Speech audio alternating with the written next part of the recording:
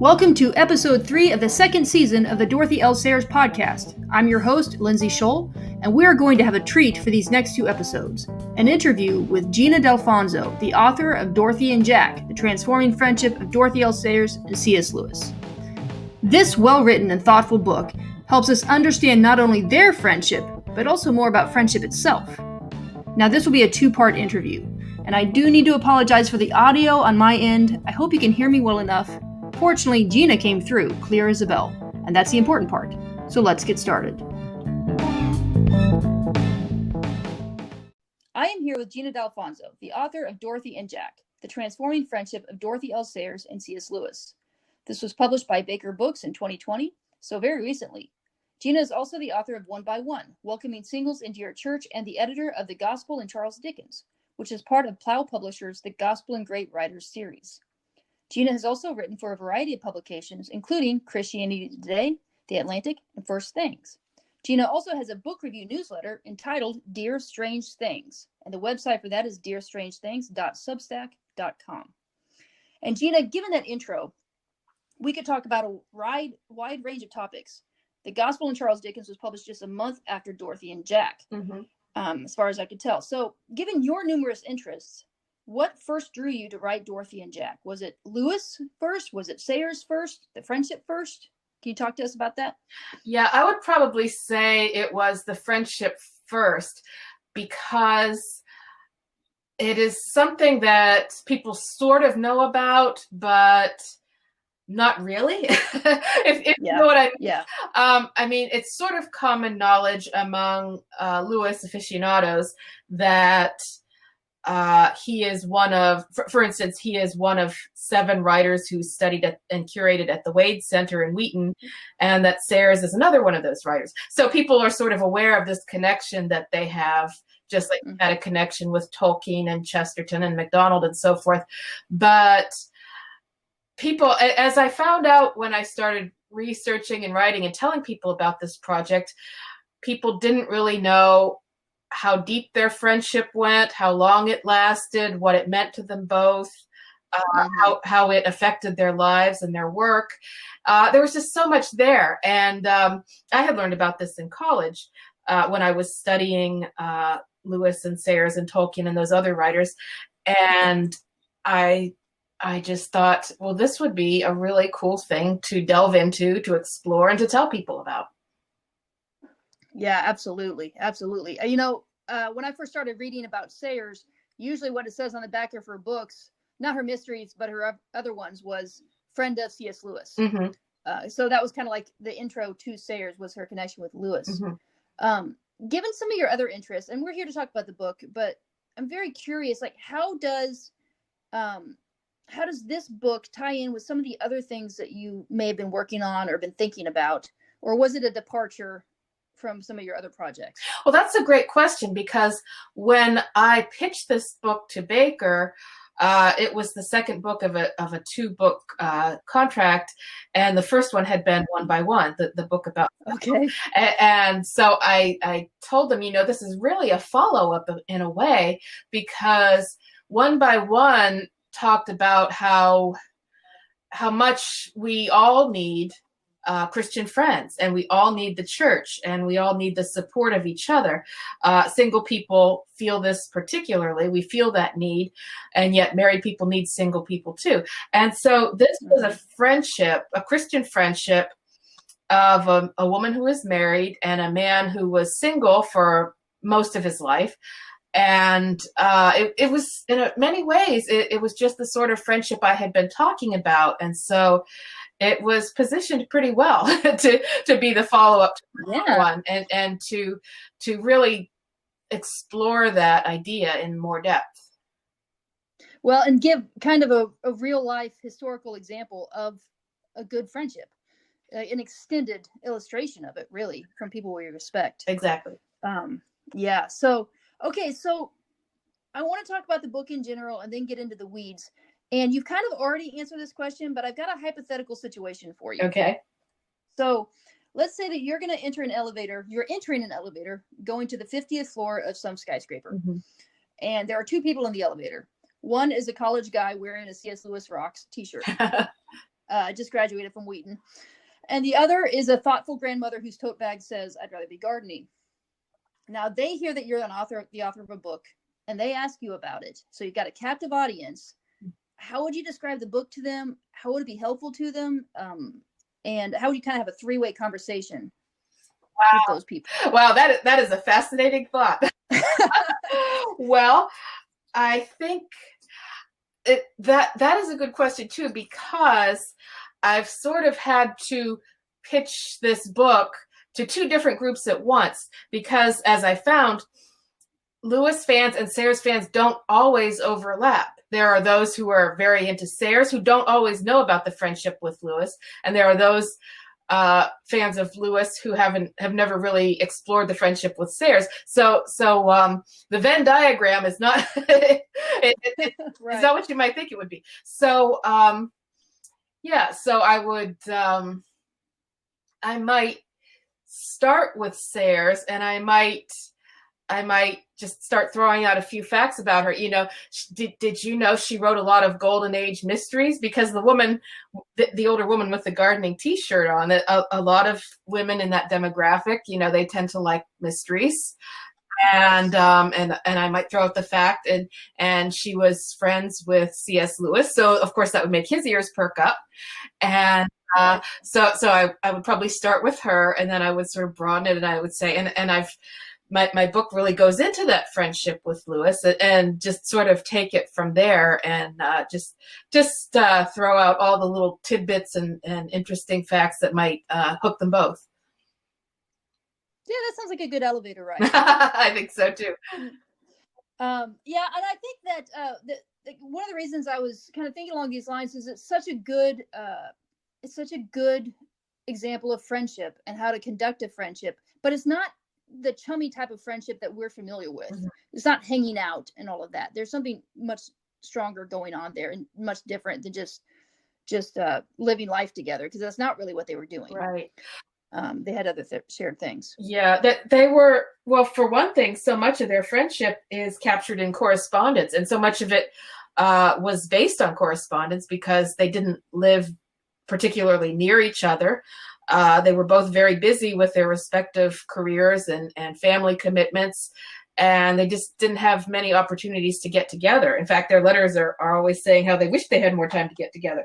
So they had a largely correspondence-based friendship, which was good in a couple of ways, because for one thing, it's great for us because now we have all their letters to read, many of which I've quoted in the book, and their letters are wonderful.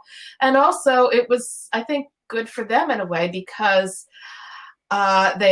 letters give you the opportunity to sort of sit and think through what you're going to say. And they're really sort of a meeting of minds, which, by the way, was a working title for the book.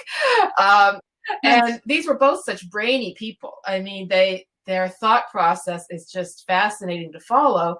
And these letters gave them the opportunity to sort of bounce things off each other, to be sounding boards for each other, to be confidants for each other, even to bicker a little bit sometimes. And they just were very conducive to a deep friendship. Right.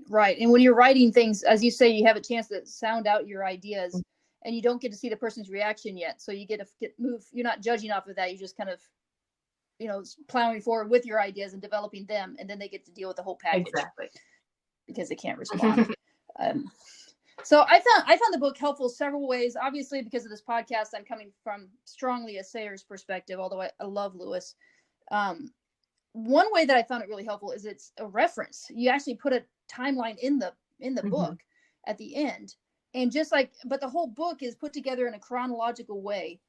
And I would like for you to tell our listeners a little bit more about the structure of the book. You mentioned in another interview that the book kind of structured itself. Yes. So tell us how the book is arranged. Did you deal with any other structures? Because you could have done a thematic structure or another one. Just tell us about the overall, bones of it. Well, the really nice thing is that the chronological and the thematic just sort of came together in this one, because when I started writing it Well, before that, when I started researching it, when I got out all the collected volumes of their letters and started going through them and tagging like each letter from each to the other, and just going through it very carefully, I noticed how as their friendship progressed, it sort of went into different stages.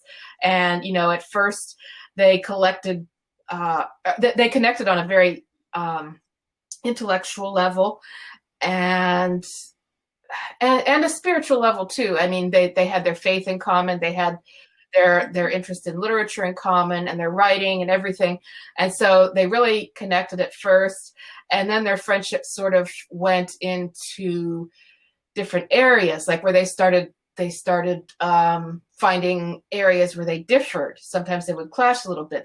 They would talk about issues of gender, which obviously affected their friendship. They would talk about issues of, integrity as a Christian writer. What should a Christian writer tackle? What shouldn't a Christian writer tackle? What does it mean to have integrity in your work, and not sell out, and not go into areas that you're not equipped to deal with. How should a Christian handle these things? So there were just these natural stages that sort of occurred in their friendship. And then in the last few years, it became more and more personal as they talked about different things they were going through. He married a woman who was very sick with cancer. She lost her husband, and he was dealing with his brother's alcoholism, and she could tell him about her husband's alcoholism. They had not really talked on a personal level like this at first, but then in the last years of their friendship, she was the first to die. So this was like maybe their friendship lasted until her death, but this was in like the last, I don't know, 3, 4, 5 years that they really were able to talk to each other and support each other and comfort each other as they were going through some hard things. As I was reading this book, I was reminded again how much C.S. Lewis lost in his life. I know we'll get to Charles Williams in a second, but I know that was a heavy blow. And then he, lost Joy Davidman, and Sayers, I think, before Joy. But he's such a great encourager, and he lost so many loved ones that it happens, but still. Yes. So you were talking about some of the disagreements and what you should be writing. And one of the phrases that had jumped out in one of her letters, one of the exchanges, is artistic conscience. And should you even have that adjective in front? Like, is it just a conscience, or is it less of a conscience because it's an artistic conscience? So that's those letters are a wonderful study in how to disagree on an intellectual without getting personal. Really, I think mostly Sayers probably didn't get personal. So there's a lot in there. There's so many different things we can talk about, and I'm really amazed that you managed to do such a comprehensive book in, let's see, how many pages is it? It's about one. It's just under 200. Right, you've got it. If you don't count the timeline, we're at 171. So it doesn't, like, I didn't finish it thinking, oh wow, she really missed all of this stuff. You just covered so much, and it was very effective. So if this were a movie, there would be some supporting roles as we're kind of going through this. And I want to talk about two of them, at least, that seem poles apart, yet both had a significant impact on both Sayers and Lewis. The first is James Welch, and the second is Charles Williams. So could you tell the listeners more about Welch, who he is, and why we should all be really grateful to him? Yeah, that's a good point. He was at the BBC, I think, director of religious programming was his official title. I think so. And he worked with both of them at different times. When Sayers was doing her, she did a series of radio plays, and I think they were commissioned for the Children's Hour program on the BBC. and they were called The Man Born to Be King. They were about the life. It was a play cycle about the life of Christ. So like every week, a new play would be on, and it was just a short play about part of Christ's life. And I forget how many plays there are. I've read them enough times, I should know. But right. They are out in book form, and they are just wonderful to read. But James Welch was he the original one that commissioned them? I think he was. I think he was. And he certainly weathered the storm too. There was a great deal of controversy because she insisted, and again, this was part of her belief in the integrity of a Christian writer. She insisted that her Jesus be realistic, that he talk like a real person, that all the people in the plays talk like real people and sound modern, not in any sort of gimmicky way, but just that they talk the way people in her time would be used to hearing people talk. And there was so much controversy over that, and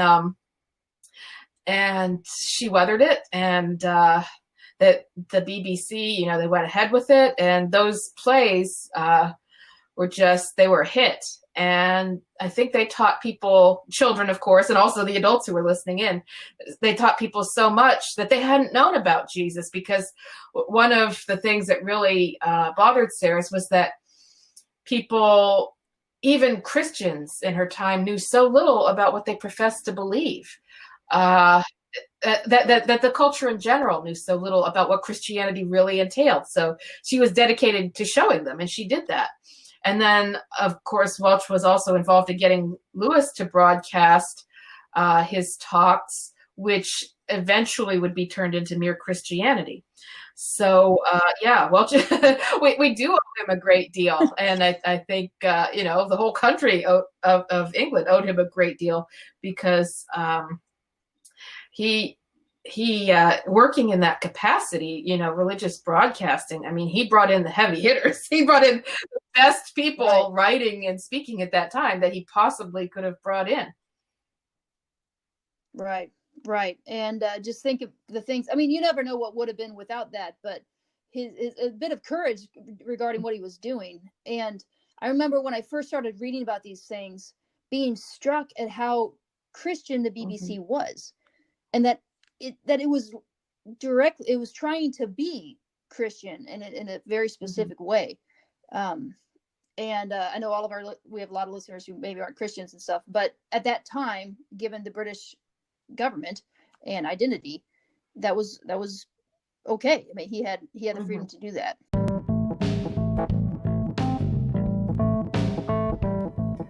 We're going to end it with that note about the BBC, but there's so much more to say. Thank you for joining Gina and me as we talk about Sayers and Lewis. In the next episode, we will finish the conversation, which will include how we should and shouldn't separate the work from the author, a brief gender discussion, and even research advice. For questions and comments, please email me at lindsayannScholl@gmail.com or leave a comment on the YouTube edition of this episode. Have a great day, and peace be with you.